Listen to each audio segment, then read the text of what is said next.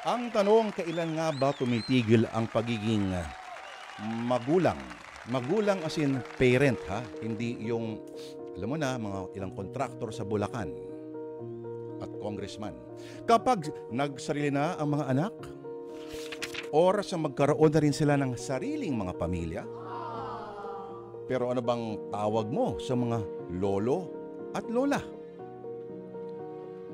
Magtanong sa kahit sino. At karamihan sa kanila siguradong sasabihin na ang pagkalinga sa mga anak at apo ay hindi uso ang pagre-retiro. Kahit pa sa dapit hapon na ng buhay mo, kung kailan tinatamasa mo na lang dapat ang bunga ng iyong mga pinaghirapan. Ang mag-alaga ng iba pang anak at anak ng kanilang mga anak ay hindi rin maiiwasan. Sa totoong mundo, hindi lahat ay may pensyon. Hindi lahat ng matatanda ay retirado dahil marami sa kanila ang hindi naman naging mga empleyado. Hindi lahat ay nagkaroon ng formal na trabaho. Hindi lahat ay nakapag-aral. At higit na mas marami ang hindi nakakawala mula sa kumunoy ng kahirapan.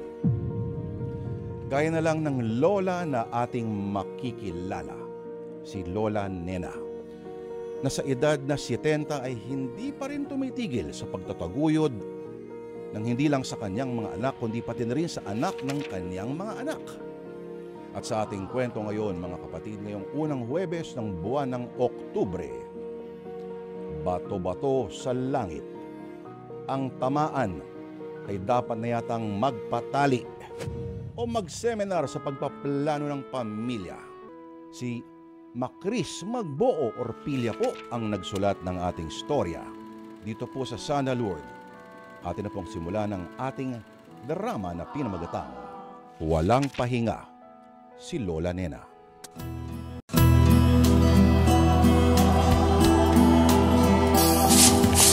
Manang Nena! Aba, alas 4 pa lang ng madaling araw, nagwawalis ka na. Rosa, ikaw pala. Papunta ka ba ng palengke?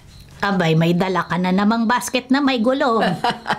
Sa araw-araw nating pagkikita, ito ang lagi nating batian at tanungang dalawa.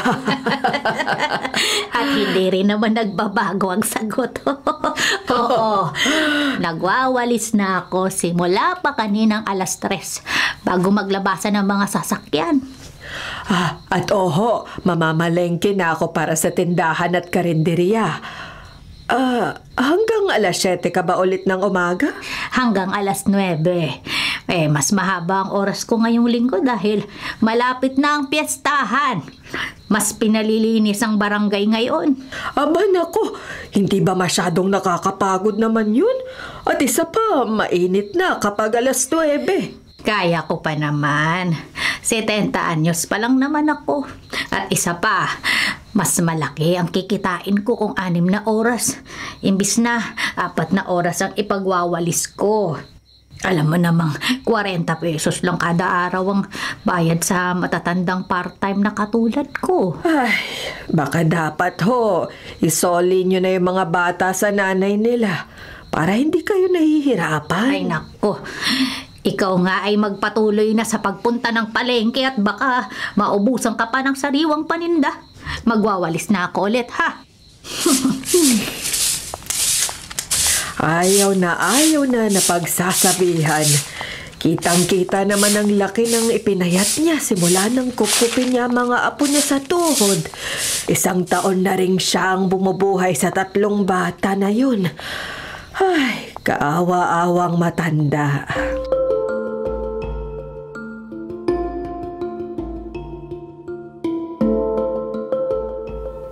Kit, hindi ba sabi ko sa'yo, kailangan kong makausap ang magulang mo bago kita papasukin sa klase ko?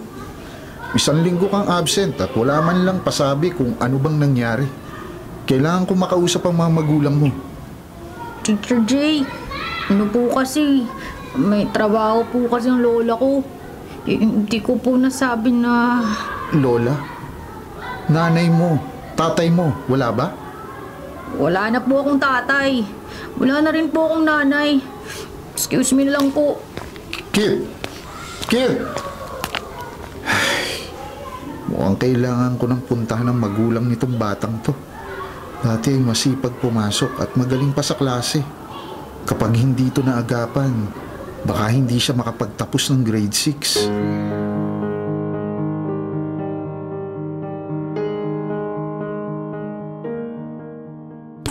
Oy, Kit! Narito ka na naman. Hindi ka na naman ba pumasok? Hindi ba't panghapon ng klase ninyo ng mga kapatid mo? Anong ginagawa mo dyan sa basura? Nangangalakal ka na ba ngayon? Aling Rosa, magandang hapon po. Opo naghahanap ng ibebenta sa junk shop. Kailangan ko po kasing kumayod. Naawa na po ako sa lola nena ko.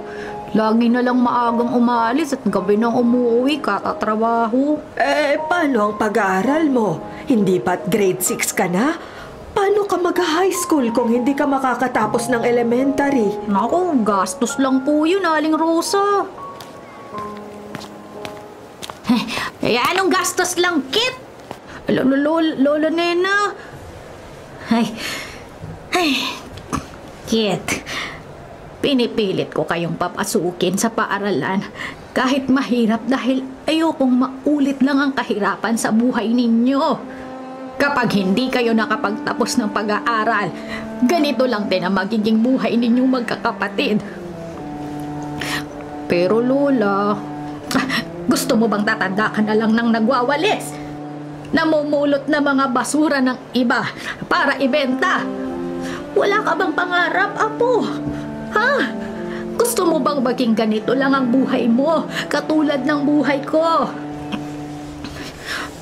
Lola, huwag na po kayong magalit. Sorry na po. Gusto ko lang naman pong makatulong Kung gusto mong makatulong, magsikap kang mag-aral para hindi ka maging ganito kahirap kapag malaki ka na. Opo, Lola. Pero anong gagawin ko? Alam ko namang pagod na si Lola Neni. Nakikita ko siyang umiiyak kapag gabi dahil iniisip niya ang kakainin namin kinabukasan. Pati yung babaunin namin sa eskwelahan. Oh, eto, bigas at delata. Huwag na kayong magtalong maglola. Siguradong pagod at gutom kayong dalawa. Umuwi na kayo at magsaing para makakain na pagdating ng dalawang batang nasa eskwela pa. Pero wala pa akong pambayad. Ibinayad ko sa kuryente at tubig ang sinahod ko. Ay sus! Para ka namang bago ng bago. Nakalista na. Kahit mahaba na ang listahan ng utang nyo, hindi naman ako nagre-reklamo O siya, umuwi na nga kayo at nang makakain na. Naririnig ko na nagtatalo rin ng mga bulatin yung gutom sa sikmura.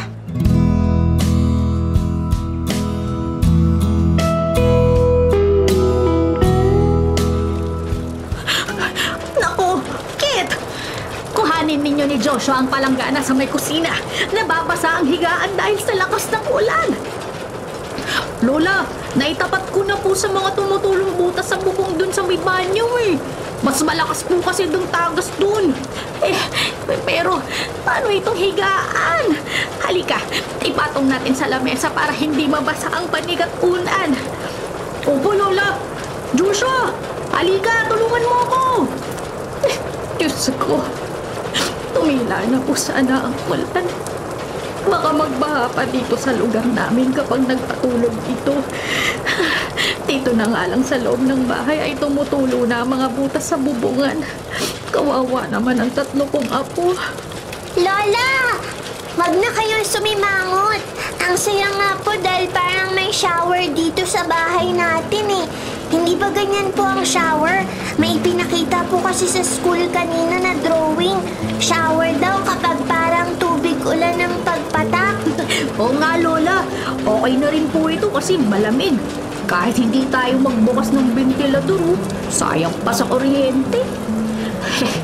Pero, paano tayo matutulog, mga apo? Eto na nga po, inaayos na namin ni Joshua. Patibay naman tong lamesa, Lola eh. Kaya kayo ni Janela, dito kayo matutulog. Kaming mga boys, sa upuan na lang. Pero, baka sumakit ang mga likuran ninyo. Lola, kaya na namin to ni Joshua. Ano ka ba naman, Lola? Big boys na kami, oh. Hindi ko man lang mabigyan ng maayos na tirahan ng mga apo ko. Sa bagay, kung ako nga wala rin maayos na tirahan at wala rin makain, paano naman magkakasya sa amin ang 1,000 kita sa isang buwan? Kasama na ang pagkain, bayad sa upa sa bahay, sa kuryente, tubig, pambaon pa ng mga bata. Ay, madalas, isang beses isang araw na lang kami nakakakain. Ngayon, sumasama pa itong bubungan namin sa iisipin kong gastusin.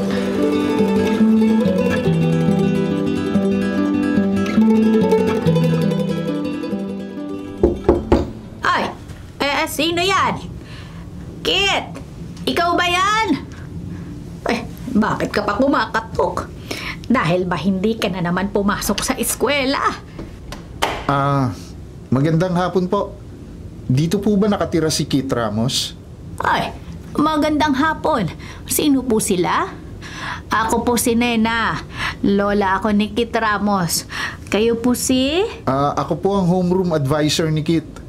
Jay na lang po ang itawag niyo sa akin. Ay, Sir Jay. Nako, ano po ang sadya ninyo? May ginawa bang kalokohan ng apo ko? Hindi na naman ba siya pumasok?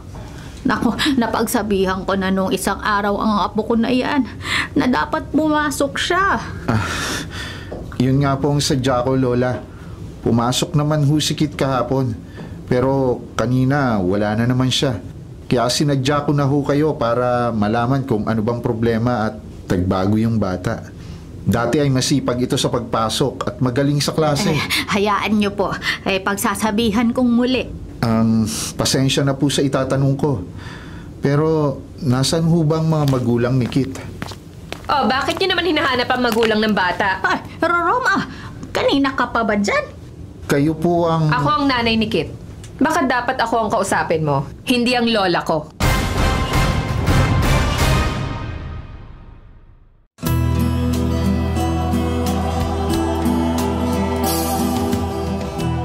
Magandang hapon po. Nagpunta lang naman ho ako rito para makausap ko kayong mga magulang ni Kit.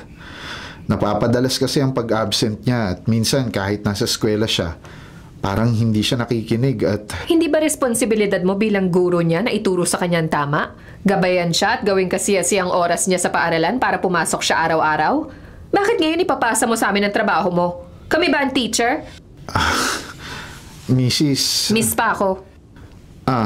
Miss, nanay ni Kit, nais po sana naming makipagtulungan sa bawat pamilya ng mga estudyante namin para malaman kung may maitutulong pa kaming iba. Lalo na kung sa tingin namin ay parang nalilihis ng landas yung bata. Alam mo palang nalilihis ng landas. Ano pang ginagawa mo rito? Bumalik ka na sa eskwelahan para maituwid mo na ang landas ng mga batang estudyante mo kasama ng anak ko. Makikialam ka na lang, wala pa sa lugar. Roma! Tumigil ka nga! Sir Jay, pagpasensyahan nyo na po itong nanay ni Kit, ha? Huwag nyo na hong pansinin ang sinabi niya. Ako na ho ang humihingi ng dispensa. Kakausapin ko ho si Kit at sisiguraduhin papasok na po siya para makapag-focus sa klase. Pero... pasensya na po ulit, Sir Jay. Maraming salamat sa pagpunta ninyo rito at sa pagmamalasakit sa aking apo. Sige ho, Lola Nena. Kapag may kailangan ho kayo, heto ho sa papel, nakasulat ang numero ko. Dito sa numero na to nyo ako tawagan. Salamat ho ulit, Sir Jay. Sige, tutuloy na po ako.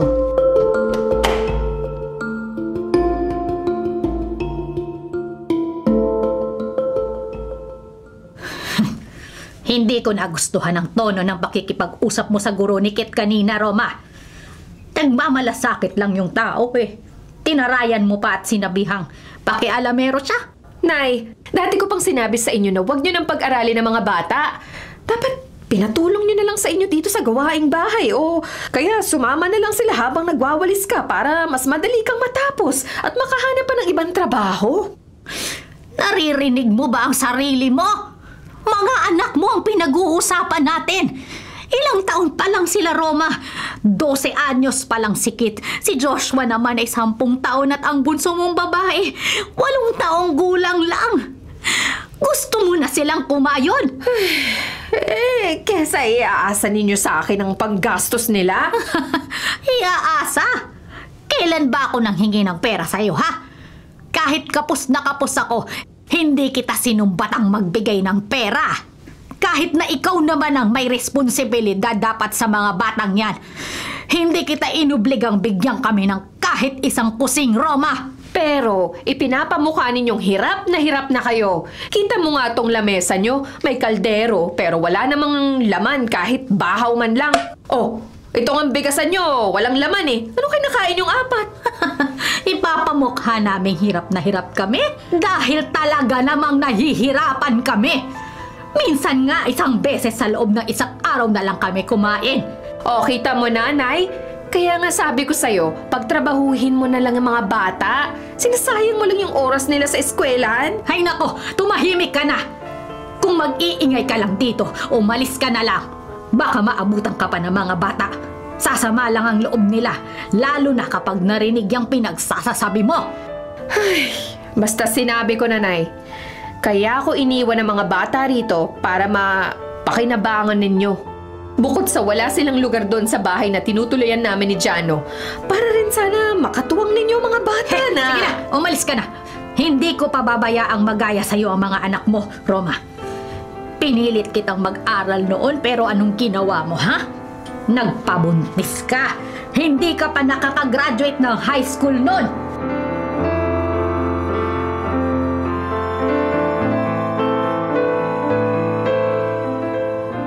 Na naman kayo sa mga sumbat nyo. Totoo naman. Tapos nung nabuntis ka, anong ginawa mo, ha? Lumayas ka. 10 taong kang hindi nagpakita sa akin. At nung nagbalik ka nung 1 taon, karay-karay mo rito ang 3 anak mo dahil nagkaroon ka na naman ng bagong asawa at bagong panganak ka pa noon. Nako, eto na naman tayo sa paulit-ulit na pag-ungkat ng nakaraan ko. Aalis na ho ako. Dinalaw ko lang ho kayo. Eto nga pala. 400 piso? Pandagdag nyo sa pangkain yan. Tipirin nyo yan para umabot pa sa 1 buwan. Ang tungkol nga pala sa mga bata, pag-isipan nyong mabuti. Hindi na talaga dapat mag-aksaya ng oras sa pag-aaral ang mga yan. Sayang lang ang oras at pera. Umalis ka na! Walang halaga yung 400 piso mo sa taas ng presyo ng bilihin ngayon. O siya, kung ayaw mo, kukuhanin ko na lang ulit. Iwanan mo dyan sa mesa. 400 na nga lang pagkukuripot mo pa. Kukunin din pala ang dami pang sinabi. Aalis na ako at baka hinahanap na ako sa amin, ha? Kit! Kit! Apo! Oh, ano naman drama ng batang yun?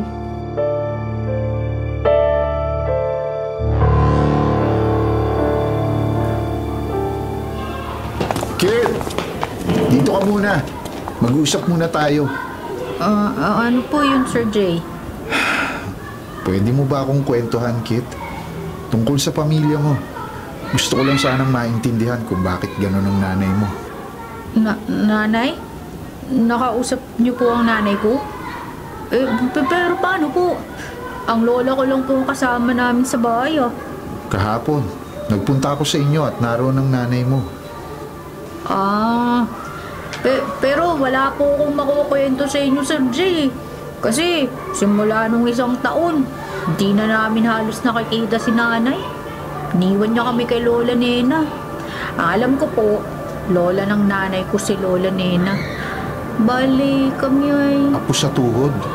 Opo, tama po. Maaga raw kasi nag-asawa niyo ng anak ni Lola Nena. Iniwan ng asawa at maaga rin itong namatay kaya si Lola Nena na ang nag-alaga at nagpalaki kay nanay. Kaya pala. Ang tatay ninyo, nasaan? 2 taong ko na rin pong hindi nakikita ang tatay ko. Simula nang iniwan siya ni nanay. Kim, sige na. Lumipat ka na ng classroom. May klase ka pa. Sa susunod na lang ulit tayo magkwentuhan. Sige po, Sir Jay. Salamat po. Sir Jay, kung ano man po ang ginawa o sinabi ng nanay ko, pasensya na po kayo ah.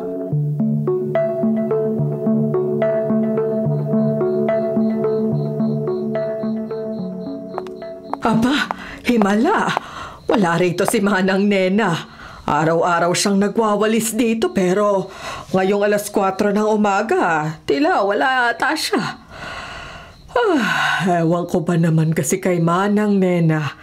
Hindi na nadala sa apo niyang si Roma. Bata pa lang yun. Napakasama na ng ugali. Napakatigas ng ulo. Walang ibang binigay kung hindi sakit din ang ulo sa kanyang lola. Ay, naalala ko pa noon. Biglang naglayas si Roma. 1 buwan siyang hinanap ni Manang Nena at nang bumalik ito, buntis na pala si Roma. Hindi pa nasiyahan sa ginawa niya. Nang hindi pumayag si Manang Nena na huminto sa pag-aaral si Roma kahit na buntis ito, ayun, naglayas ulit. Teka, parang walisat ka rito ni Manang Nena yung nasa may halaman Si Manang! Nakahandusay sa sahig! Manang Nena! Manang! Gising! Manang Nena! Tulong! Tulungan niyo kami! Tulong!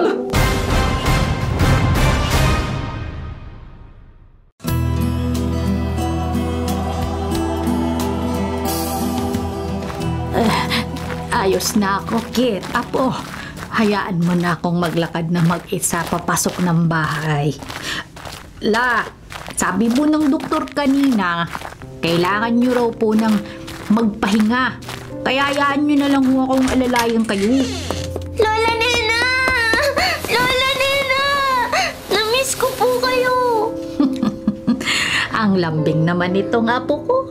Nakayakap agad. Janela, huwag mo munang yakapin si Lola. Nanghihina pa siya. Sinabi ko ngang ayos lang ako eh. Pumasok na tayo sa loob. Nasan nga ba si Joshua? Nagpunta po sa bahay ng kaklase niya. May project daw po sila eh. Ayaw nga po umalis kanina kaso kailangan na raw ipasa bukas yung project. Ayos lang yon. Mabutit nag-aaral ng mabuti ang kuya mo. Halika, sige na. Pumasok na tayo sa loob.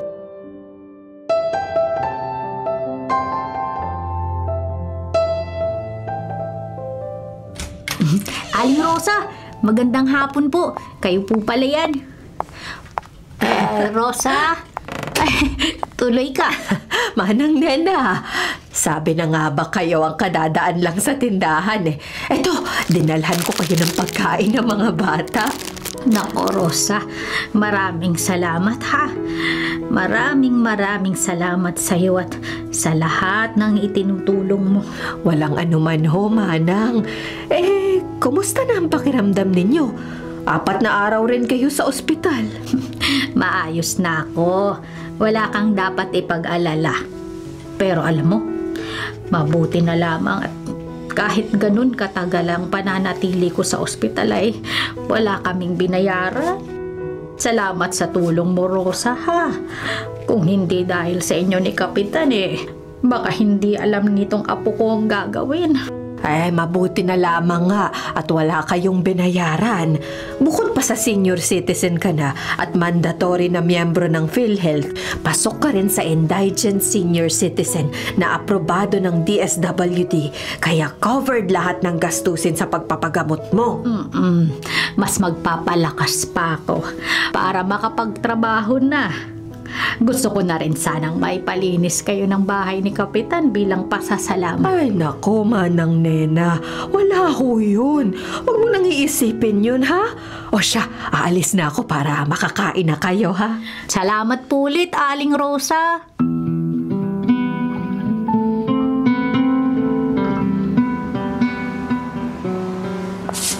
Manang Nena, naku, bakit nagwawalis na kayo?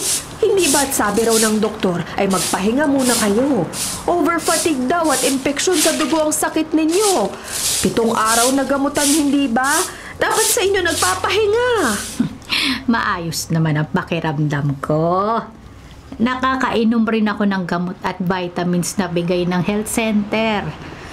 Kailangan kong kumayod, Rosa.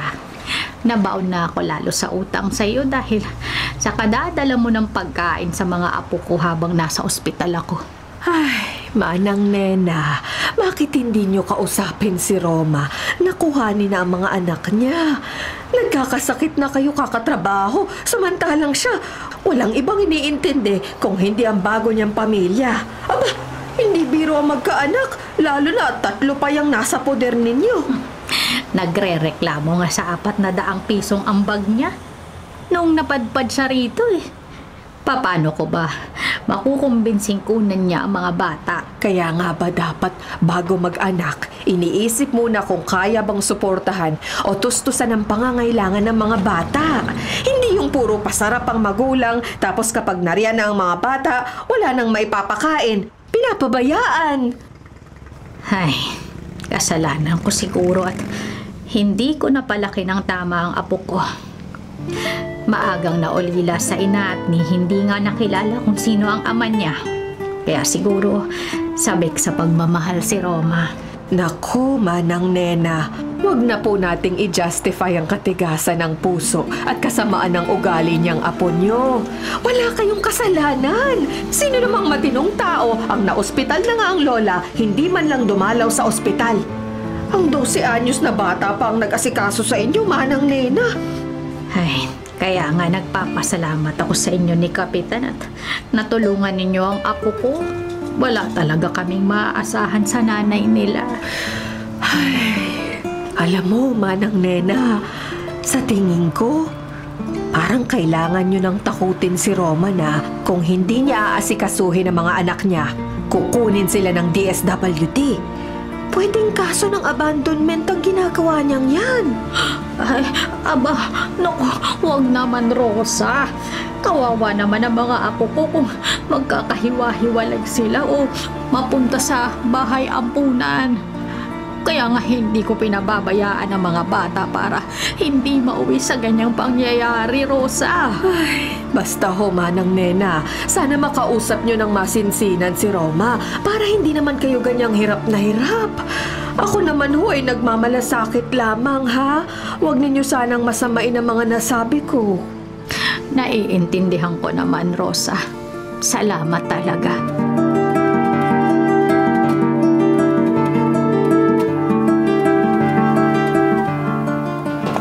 Kit, halika sandali. Sir Jay, bakit po?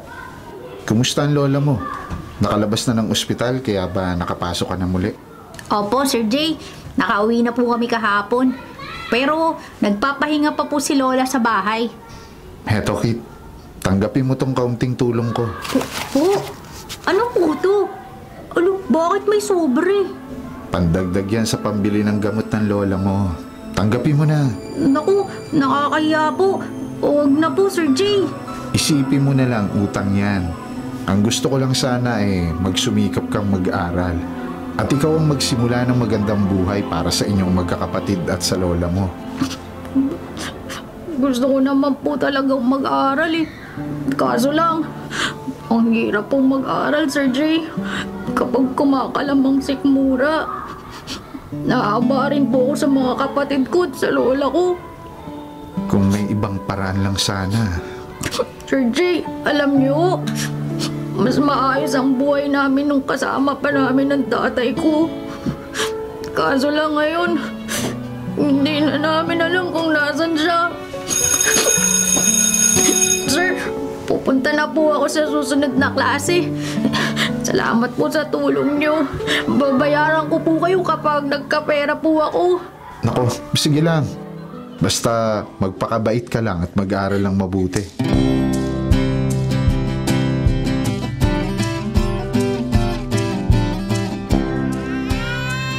Saan ka na naman pupunta? Umiyak ang bata. Iasa mo na naman ba kay nanay yung pagbabantay sa anak natin? Aalis lang ako sandali. Bibisitahin ko lang ang lola at ang mga bata. Nag-text kasi ang kapitbahay nila ron na may-ari ng tindahan. Na ospital daw si Lola Nena. Ha? Na-ospital? Nako, Roma, sinasabi ko sa'yo baka dahil nagkasakit ang lola mo, isusoli na sa'yo mga anak mo. Wala silang lugar dito. Ito mo, nagsisiksikan na tayo sa isang kwarto Lalo na ngayong mahirap ang sitwasyon natin. Eto naman, para ka namang gugulangan kung makapagsalita ka. Wala naman ako sinabing kukunin ko ang mga bata. Isa pa, alam kong walang lugar dito. Nakikitira na nga lang tayo sa nanay mo. Magdadagdag pa ba ako ng palamunin dito? Mabuti na yung malinaw. Pero huwag ka mag-alala, ha? Kapag nakahanap na ako ng mas maayos na trabaho, lilipat tayo ng bahay, ha? Para makabukod at para mas may espasyo na para sa pamilya natin. Kapag ganun ba, makukuha ko ang mga anak ko? Di pa rin. Pero nalang kung mag-aakyat sila ng pera sa pamamahay natin, baka pag-isipan ko pa.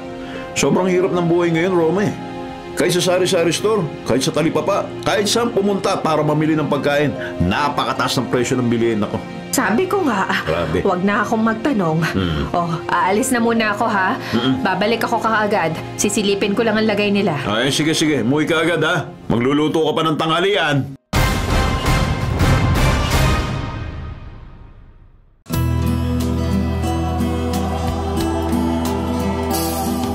Lola?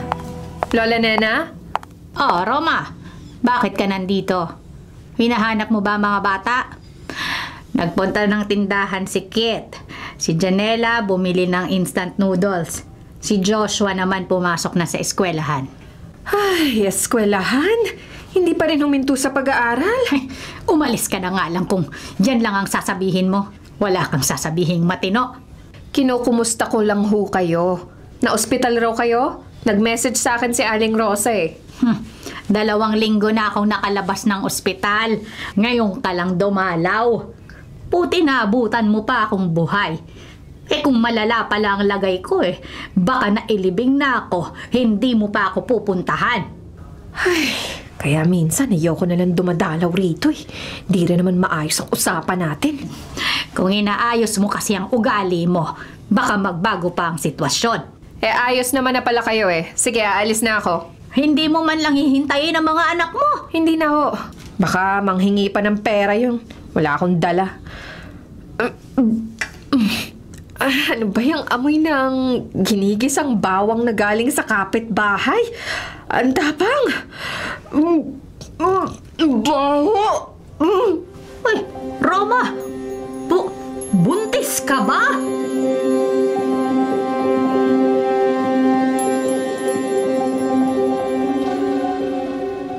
Roma! Sagutin mo ako! Buntis ka na naman ba? Bakit parang galit kayo? Tinatanong kita, buntis ka? Lola, kasama ko si Jano sa bahay. Posibleng mabuntis nga ako. Ano naman hong masama doon? Roma, bukod sa hindi pa kayo kasal, pang ilang anak mo na yan? Panlima! Paano niyo bubuhayin yung mga bata, ha? Paano ang 3 anak mo na nandito? Hindi mo nga sila mabuhay. Nagdagdag ka pa. Blessing to, La. Blessing. Blessing nga, oo. Pero blessing yan kung kaya mong alagaan. Hindi blessing yan kung mahihirapan ka. At mahihirapan mo lang yung batang yan paglabas sa mundo. Lola, may trabaho naman ho si Jano. Isa pa, malalaki naman na sina Kit, Joshua at Janela Kaya na nilang buhayin ang sarili nila. Tapos na ang responsibilidad ko sa kanila. Diyos ko, patawarin niyo po ako. Maling-mali yata ang pagpapalaki ko sa batang ito. Ay, nako, drama nyo na naman, La. Alis na ako, ha. Huwag na kayong magpapa-ospital ulit. Sayang din ang pinambayad ninyo. Sana pinangkain nyo na lang. Roma!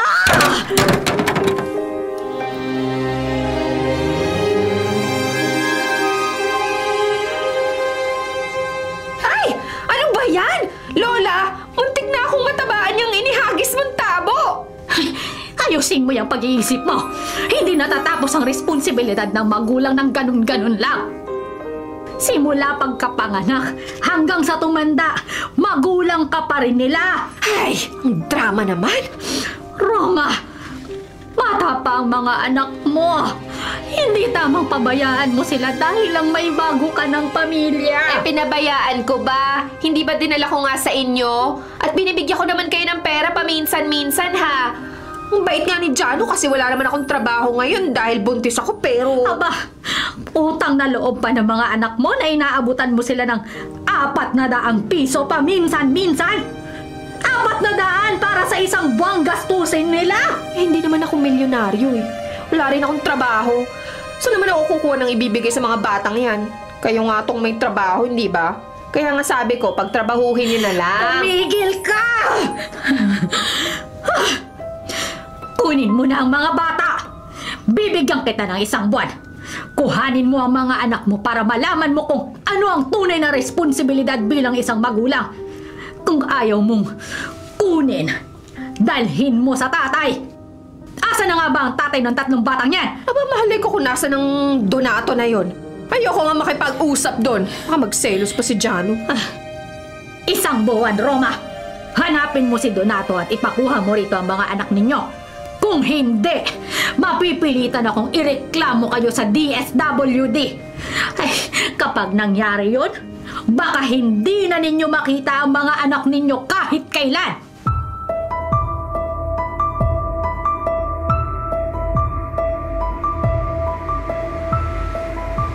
Ay, nako. Ano namang akala ni Lola Nena? Maniniwala ako na paalisin niya nga yung mga bata rito?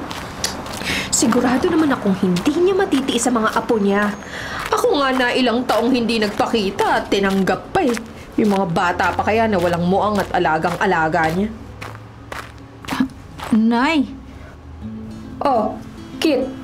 Kala ko magkasama kayo ni Janela. Bakit ka nandito? Nasa bahay na ni Lola si Janela. Okay. Bakit ka nga nandito? Pwede po bang makuha ang address ni tatay? O may phone number po kayo, baka pwede nyo pong ibigay sa akin. At bakit naman? Anong gagawin mo? Kung ayaw mo sa amin, hanap kami ng taong gusto kaming makasama at alagaan. Aba, nahawa ka na sa Lola Nena mo. Nagdadrama ka na rin. Nay, kung mas gusto na ninyo sa bago ninyong pamilya, wala kaming magagawa, pero sana huwag na ninyong pahirapan pa si Lola. Pinahirapan ko ba? Kayo tong nakatira sa bahay niya. Paano ako nagpahirap? Tulungan niyo kasi para hindi mahirapan. Nay, hayaan nyo kaming makausap si tatay. Baka sakaling may malasakit siya sa amin. Di gaya nyo. Aba, bastos na batang to. Yan ba ang itinuturo sa'yo sa eskwelahan? Na bastusin ang magulang? Kaya dapat talaga wag na kayo mag-aral eh. Wala na naman ako nakukuhang 4-piece allowance dyan sa pag-aaral nyong yan. Parang hindi ko naman kayo magulang. Simula pa nung mga bata kami, pinabayaan nyo na kami. Si tatay ang nag-asikaso sa amin kahit na nagtatrabaho siya nun. Shh! Kala nyo ba? Hindi namin naaalala? Kala nyo ba? Hindi ko alam na kaya kayo umalis ng bahay ni tatay nun dahil... Tama na yan. Sinabi nung tumigil ka na eh.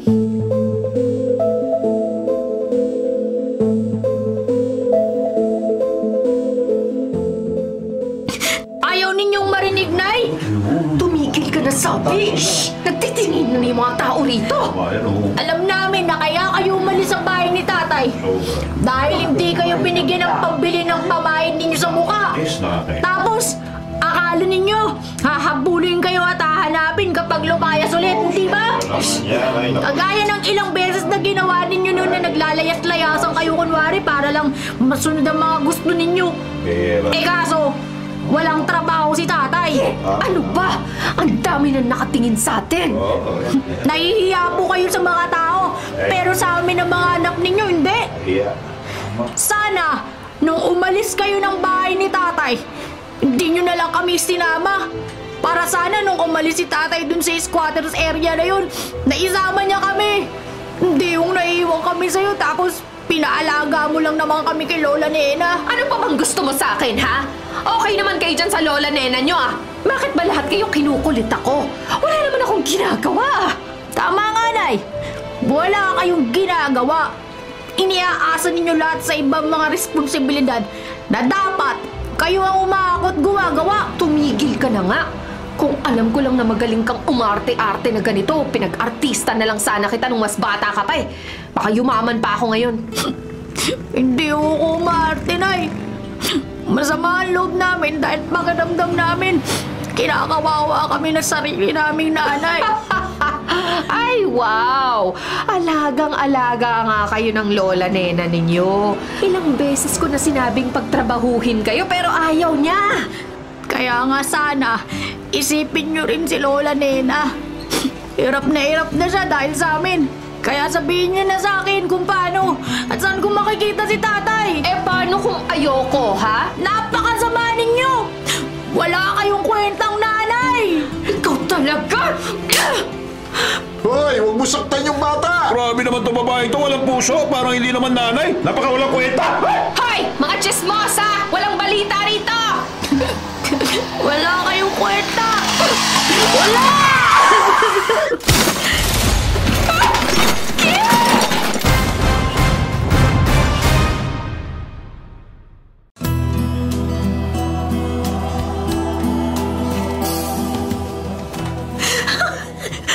Anong nangyari? Anong nangyari sa apo ko? Lola, nabangga ng motor si Kit. Nabalian daw ng butot. Ginagamot pa sa loob. Pero bakit nabangga? Napakaingat ng batang yan. Kasi habang nagtatalo kami sa may kalsada, nasasampal ko siya at tumakbo siya palayo. Kaya... Lola! Pag may masamang mangyari kay Kit, pagsisisihan mo to. Kit, anak, patawarin mo ko. Sana dumating ang panahon na mapatawad pa ako ng mga anak ko. Sa dami ng kasalanan ko sa kanila, pati na rin kay Lola.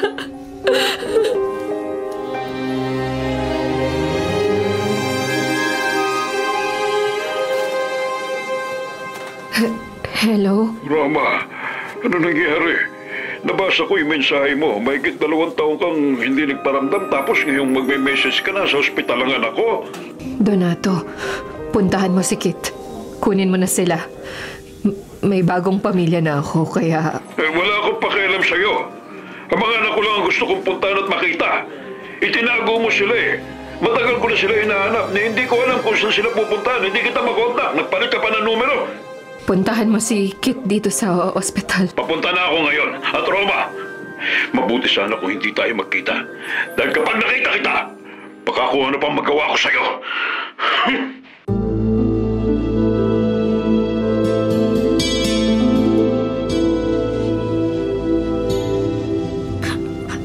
Lola? Kit, apo. Kamusta ang pakiramdam mo, ha? May masakit ba sa'yo? So sorry po, Lola. Sorry po, pinag-alala ko po kayo. Ayos lang po ako. Hindi ko lang maigalaw tong binti ko. Pero, sabi po ng doktor kanina, gagaling naman daw po ito. Nako, Kit, maswerte ka pa rin at yan lang ang nangyari sa'yo.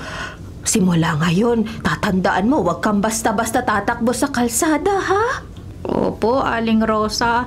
Salamat po pala at sinamahan ninyo rito si Lola Nena. La, nasan si Joshua at Janela? Nasa labas sila. Bawal kasi ang maraming bisita at kasama dahil nasa ward lang tayo, apo. Maayos ka na ba talaga? Wala na ba talagang masakit sa'yo? Masakit po pero kaya ko po tula. Ako pa ba? Eh ang lakas-lakas ko eh. Kit! Kit! Tatay? Sige, sa labas muna kami ha. Tayo na, Rosa.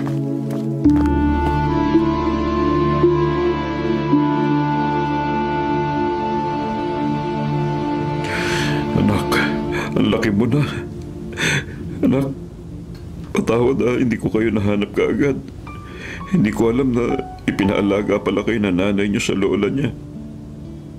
Tay, alam ko naman nun na hindi ninyo kasalanan. Pero, pwede po bang kuhanin na ninyo kami? Nahihirapan po kasi si Lola Nene. Matanda na po siya at nagkakasakit sa kahalaga sa amin. Oo anak. Siyempre naman. May trabaho na ako ulit eh. Nakaipon na rin ako ng konti para mapag-aral ko rin kayong tatlo. Paglabas mo rito sa ospital, isasama ko na kayo sa bago nating tirahan. Salamat po, Tay. Nakausap ko kanina mga kapatid mo. Si Janela, gusto raw maiwan sa bahay ng lola Nena ninyo. Po? Bakit daw? Kuya Kit, okay ka na ba? Oo, okay na ako.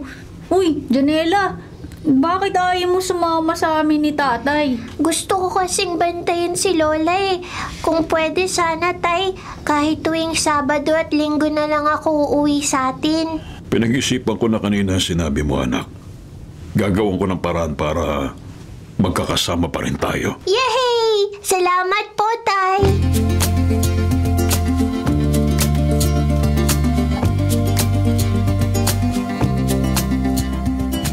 Mga bata, tayo na! Kumain na tayo! Lola Nena, kain na po para busog na kayo bago umuwi si Janela. Nako naman, parang napakalayo ng tirahan namin eh. Diyan lang naman sa kabilang kanto. Mabuti na lang po talaga't nakahanap ako ng mauupahan na malapit dito sa lugar ninyo. Ayaw din ho kasi ng mga bata na lumipat ng paaralan. Mas maganda raw ho dito para hindi na sila mag-adjust uli. Mukhang ang marami ng kaibigan sinakit ngayon, Donato. Salamat nga pala. Naku, para saan naman po? Ako nga po ang dapat magpapasalamat sa inyo dahil kinupkup at inalagaan niyo yung mga bata eh. Hanggang ngayon, kayo pa rin po ang katuwang ko sa pag-aalaga sa kanila. Wala pa rin talagang maasahan dyan kay Roma. Sa umpisa lang magaling eh. Nung tumagal, bumalik na naman sa dating gawi. Ay, umaasa pa rin ako at nagdarasal na kapag nanganak na siya ulit at maging nanay na naman sa bagong sanggol, makulot naman sana ang puso niya at maramdaman na ang puso ng isang ina.